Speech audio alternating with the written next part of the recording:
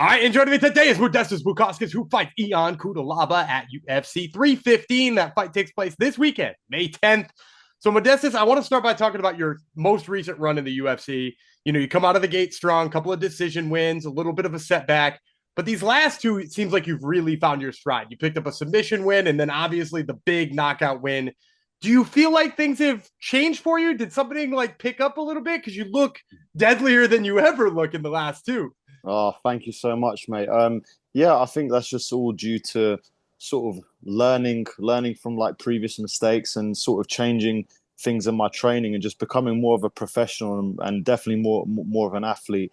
And the spirit of the martial artist definitely runs now deeper in my soul than it ever has. Do you know what I mean? And I've got to give a massive credit to obviously the guys down at Tom Aspinall's gym. Like coming up there has just been a heaven sent, really. Do you know what I mean? And like I say, I think all things have sort of just been put into my path for a reason. I feel like it's all part of God's plan. Do you know what I mean? So yeah, no, it gives me great energy. Training with those guys up there, absolutely. I mean, when you've got a room full of guys at about 120 kilo, and you're like the smallest guy in the room, it's not often that happens. So you can only get better from that point onwards. So yeah, and just like I say, everything I've just tweaked everything, tightened things up.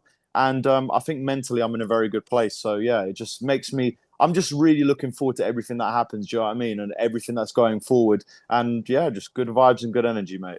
I love it. Now, explain to me a little bit of what you mean by tightening things up. Because, like you said, the mental side of things is a little bit better. But also, are you talking about tightening up the training, tightening up the nutrition, the strength and Yeah. conditioning? Like, what is, or is it all of it? Yeah, pretty much everything, mate. I just, I just remember at a certain point, I was probably like after the Brazil fight, really, that was where, I kind of realized, no, I can't be going out, all it's like, yeah, I'm working my ass off, I'm training, but, you're not doing everything that you can in terms of recovery. Like, now I'm doing a lot more like cold plunges and saunas and stuff like this. And, now I'm taking a bit more downtime at home. Like, I feel a lot more alone in training camp than ever, but I feel like it's the best way to go about it. And I feel like, I don't know, in like a weird, almost like sadistic way, I'm like suffering a lot more, but in a good way. Do you know what I'm saying? So I feel like those sort of changes, but I understand that this is how it has to be. This is my, this is my path. I haven't got, so many years, in the game. So you got to make the most of it whilst you can. You got to strike while the iron's hot, as they say. Absolutely. Now, I do have to ask you one more question about the two big wins because, both of them emphatic finishes. The pure KO is obviously always fun. The submission's always fun. I got to ask, were you a little bummed that you didn't take home a performance bonus? Because I thought they were both destined for it. I know, I know. I just got very unlucky, didn't I? Obviously, I think I fought on the early prelims in the Manchester card, and then there was like a bunch of decisions in the middle and stuff like that. And obviously, a submission doesn't get quite as much hype as a knockout, so that was unfortunate. And then I thought I must do like with a knockout like that in Seattle. But then you looked at every fight after that, like literally one after the other, knockout, knockout. And I was like, well, it's a bit of a toss up whether I get it or not. So, and there was some really nasty knockouts on that card. So, hey, listen, there might be a performance in the works in this one. So, yeah, like I say, you just got to keep on putting the performances in, and all of a sudden, at some point, it will land on the bullseye. So you just got to keep trying it. You know what I mean? I love it. I love it. Now, I want to ask you again about the training camp too, because as you've mentioned, you're now training with guys who are way bigger than you all the time. And that seems to be, it's been your training camp for a while now. What have you noticed differently in terms of the way that you fight now that you have surrounded yourselves by guys who are, like you said, way bigger? Yeah, just a bit, just more confidence. I feel like the skill sets. I'm just like I say, just tighten them up a little bit more, making them a bit more refined. I'm sort of finding myself, so to speak. Do you know what I mean? Like I'm finding the moves that are working for me, and I'm implementing them a lot more. And again, if you can get these moves on big guys, then you'll definitely get on guys that are like the same size as me. So yeah, man, like I say, training with those guys has just definitely leveled up my game in so many ways. But I think it's just more of a confidence thing. Do you know what I mean?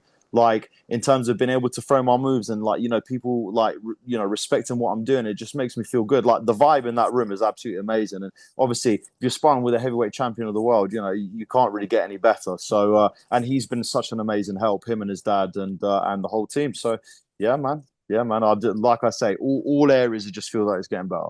I love it. Now let's talk about where this fight takes place because you've been pretty lucky. You've not gotten shoved in the apex at all. Must be the performances. But you're going to Brazil. You're going to Manchester.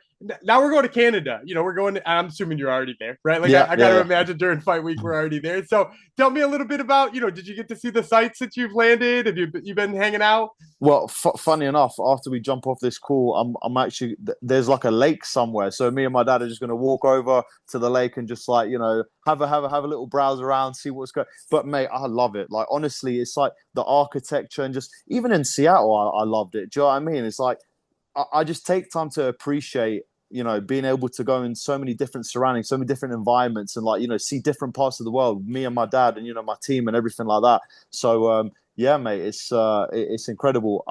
Like I say, we've just walked around a little bit just to sort of just get some groceries and stuff like that. But we're gonna go on a bit of a longer walk, like I say, after I finish this call. So yeah, but I'm loving it so far, mate. I'm loving Montreal. It's an amazing city, and it's just great, like just for the memories and stuff like that. Do you know what I mean? Like the memory bank, just seeing like all these different places and getting like who knows if I would have visited these places if it wasn't for the fighting. So I'm very grateful and very blessed, and yeah, man, long may it continue.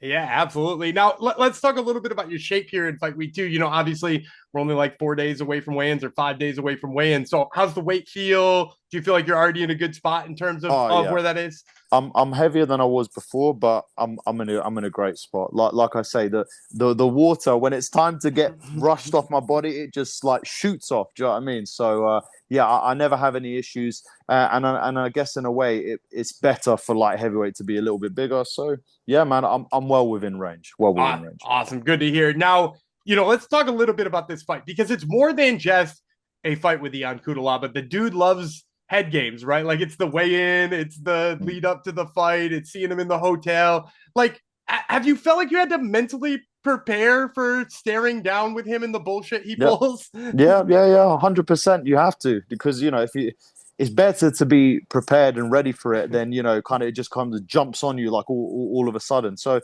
yeah, I mean, look, it's part of the game. This is what I just accept and I understand it. It's part of the game. It's part of the selling. It's part of the hype. It's part of the process. Like you say, part of the mind games. And that's where you just got to stay stoic, stay calm, and ultimately it can't change what I do in there. So if it does, that's when it's getting to you. But when whether he does it or not, we still got to go in there. We've got to go and fight. So that's the way I look at it. I dig it. I dig it. Now let's talk about the fight itself too, because he's kind of an interesting stylistic matchup, right? Being that, he does like to throw hands, but he's also a guy who goes in there and tries to mix it up with the takedowns. When they offered you Ion Cutelaba, what were your sort of first takes on him as, the puzzle that you have to solve? Yeah, he's a very all-rounded fighter. He's got very powerful punches. He's very aggressive. He does mix in the takedowns as well. He's got it's a very sort of erratic, like very crazy sort of style. Do you know what I mean? Yeah. So you just can't get drawn into that too much. You know what I mean? If you get drawn into all like the explosiveness and like sort of like the crazy positions, and that's where he can sort of lead it to his direction. So yeah, it's just about calming down the aggression and implementing my game plan essentially. But yeah, very all-rounded fighter, definitely my toughest opponent, and I'm looking forward to go out there, step in the middle of the cage, and throw down. Well, and that leads me perfectly to my last question. I love to end these things with a prediction. So tell me, come May 10th, how's this one go down? Modestas Bukauskas, the Baltic Gladiator, will defeat the Hulk, get his hand raised, and move even closer towards the goal. So I always go for the finish, so expect a finish. All right, well, you heard it here first, folks. This is Modestas Bukauskas, who fights Ion Cutelaba. That fights at UFC 315, and once again takes place on May 10th. Modestas, thank you so much for the time. I really appreciate it. My man, thank you so much.